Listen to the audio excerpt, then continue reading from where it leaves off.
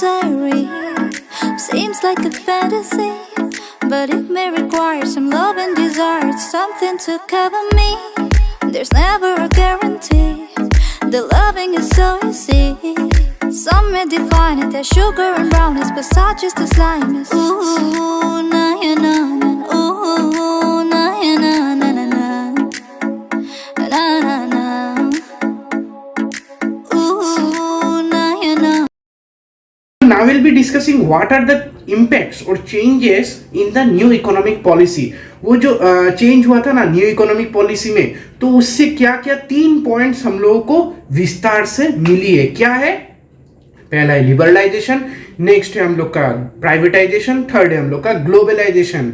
Liberalisation अब हम लोग पढ़ने जा रहे हैं. सो लिबरलाइजेशन का एक छोटा मीनिंग है. क्या है?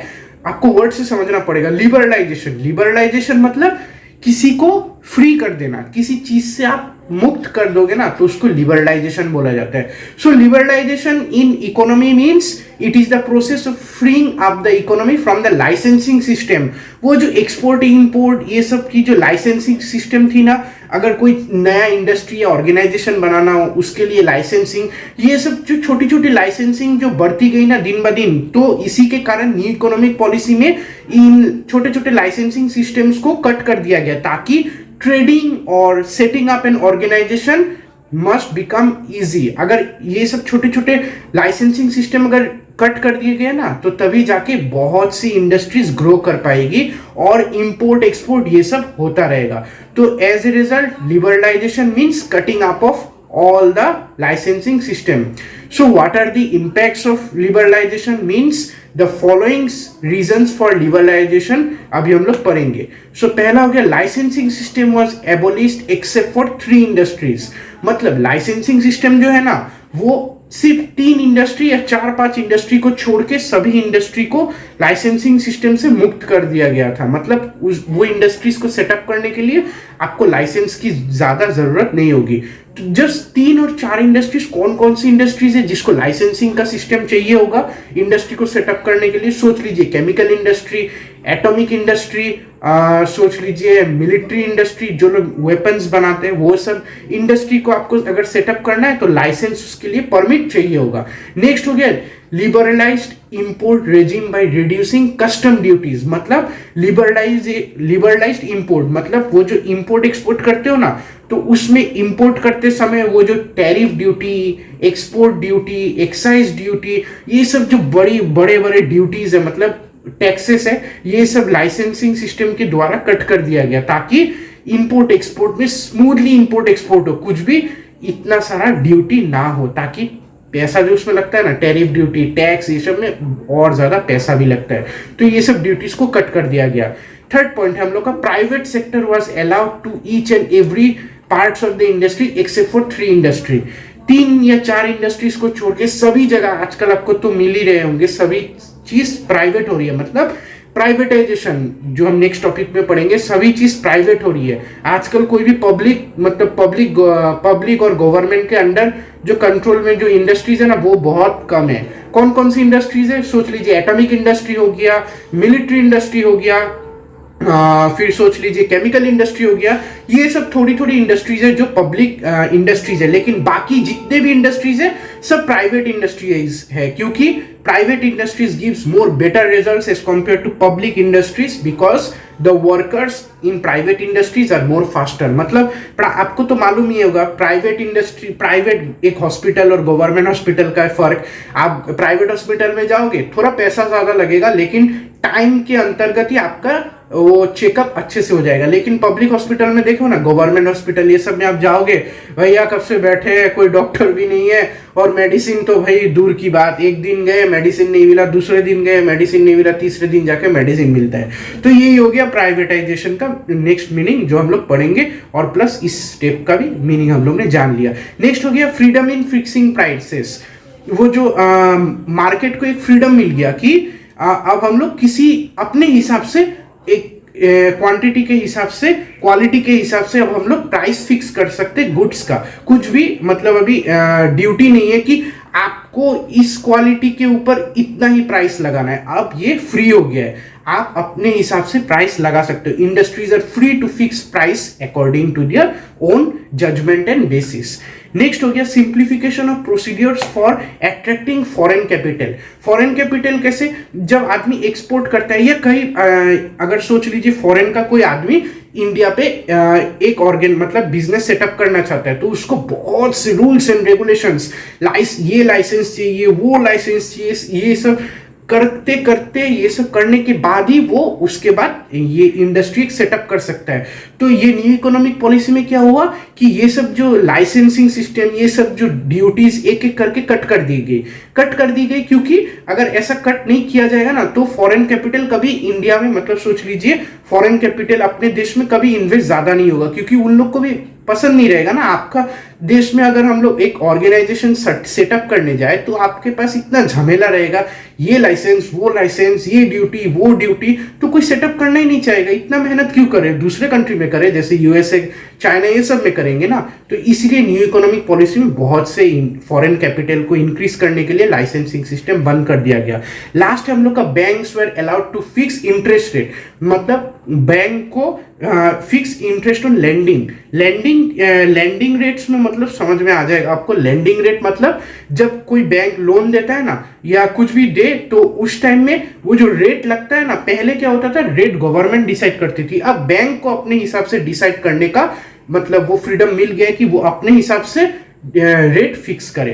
तो ये सबसे मतलब लिबरलाइज्ड हुई है न्यू इकोनॉमिक पॉलिसी के अंतर्गत, ताकि इंडिया जो है इकोनॉमी वर्ल्ड इकोनॉमी में स्प्रेड कर पाए और रूल्स एंड रेगुलेशन कम हो पाए। As a result foreign capital भी इंडिया की बढ़ती रहे। अभी हम लोग पढ़ेंगे प्राइवेटाइजेशन के ऊपर। Privatisation means getting more private institutions by closing up public institution. Simply आप समझ लीजिए, सिंपली वर्ड में प्राइवेटाइजेशन का ही मीनिंग है, प्राइवेट है ना चीज वर्ड, तो प्राइवेट का मतलब है प्राइवेट को ज्यादा बढ़ावा देना और पब्लिक को कम देना। As a result private institutions को ज्यादा इंक्रीज करना एक इकोनॉमी में और पब्लिक इंस्टीट्यूशंस को एकदम कम कर देना। तो भाई ऐसी क्या प्राइवेटाइजेशन होगा, कुछ तो रीजन चाहिए ना। तो अभी हम लोग पढ़ेंगे रीजंस क्या है प्राइवेटाइजेशन को ज्यादा इंक्रीज करने का। सो पहला रीजन है there was a need for more and more instruments as compare to the government sectors. मतलब पहले क्या होता था, सोच लीजिए पब्लिक हॉस्पिटल है और प्राइवेट हॉस्पिटल है।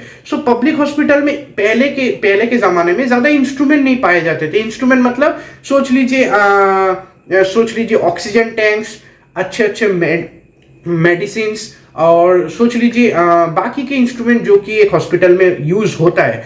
तो ये सब क्या है, ये सब इंस्ट्रूमेंट्स अच्छे से पाए नहीं जाते थे। लेकिन एक प्राइवेट हॉस्पिटल में हमेशा मेडिसिन, ऑक्सीजन टैंक्स, बाकी कुछ भी दवाई और ये उन लोग का सर्विस हमेशा बेस्ट होता था। इसीलिए प्राइवेट हॉस्पिटल्स को ज्यादा बढ़ावा दिया गया। As a result there is a need for more resources and instruments because of which private institutions must be increase. Next हो गया हम लोग का need for professional management. Need for professional management मतलब सोच लीजिए एक प्राइवेट और एक पब्लिक हॉस्पिटल का, आपको क्या लग रहा है कि पब्लिक हॉस्पिटल में अच्छा मैनेज किया जाएगा? नहीं किया जाएगा ना। कभी भी डॉक्टर आते हैं, कभी भी डॉक्टर जाते हैं, कभी मेडिसिन मिलता है, कभी मेडिसिन नहीं मिलता है, कभी चेकअप ठीक से होता है, टाइम पे होता है, कभी नहीं होता है।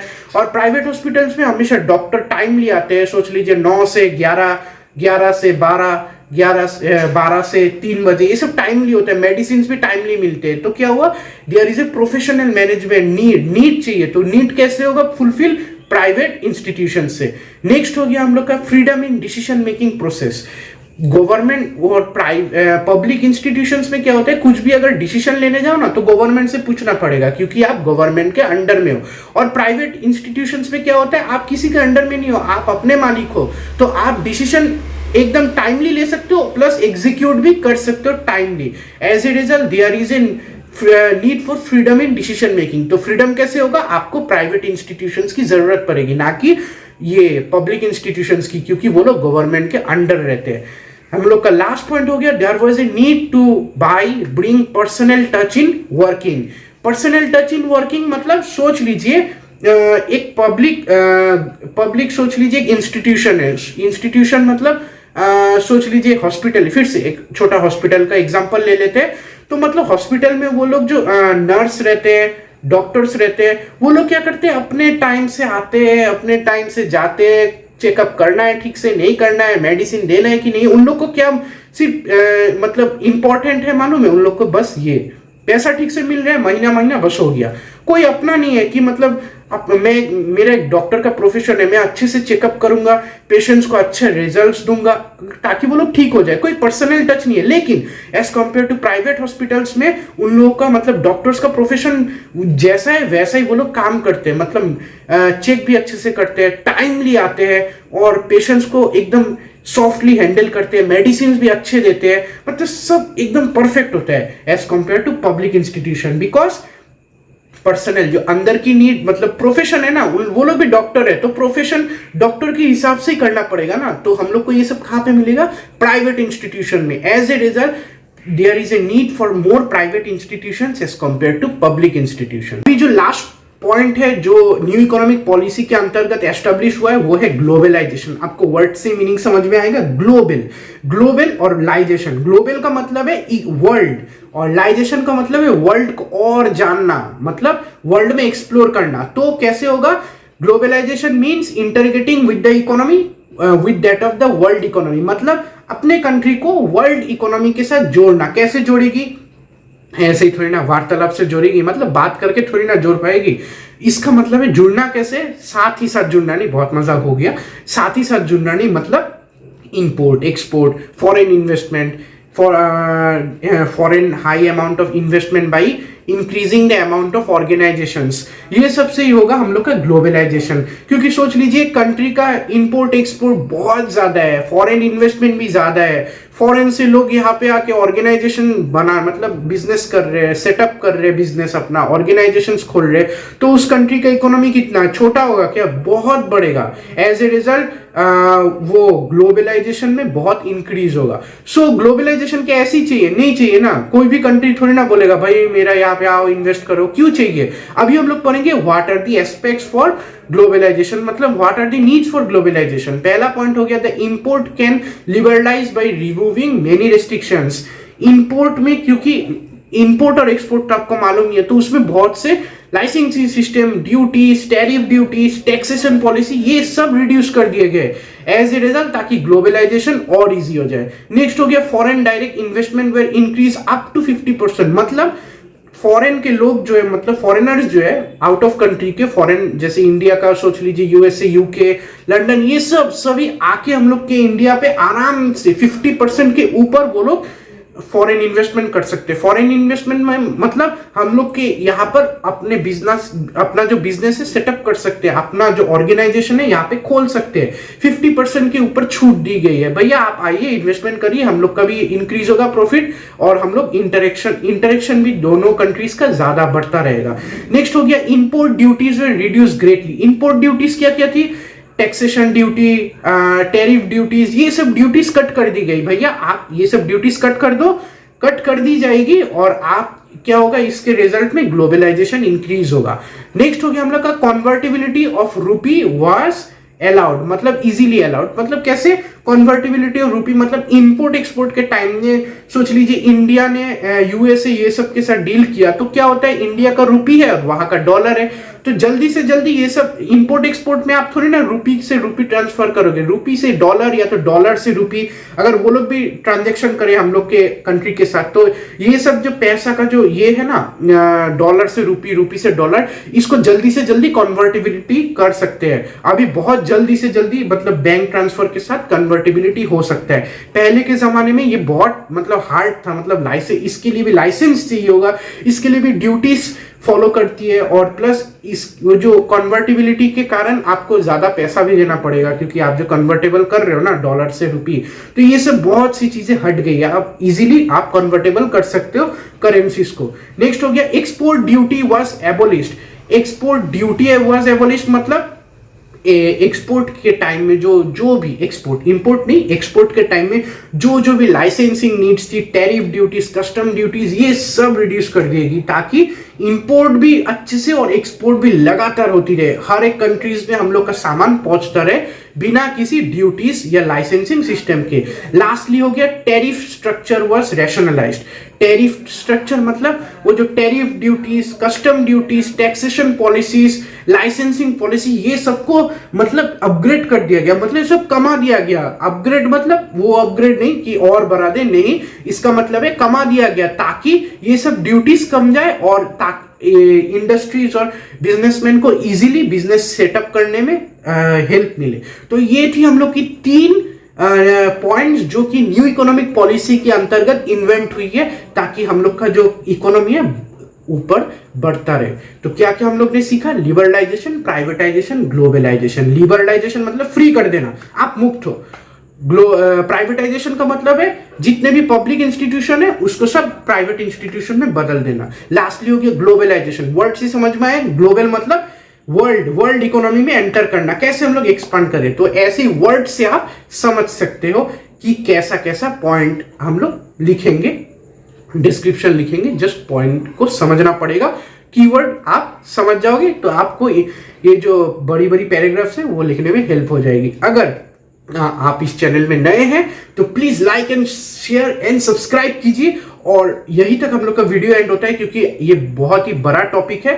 और नोट्स की चिंता आप मत कीजिए, लिंक डिस्क्रिप्शन में क्लिक कीजिए, आपको नोट्स मिल जाएंगे।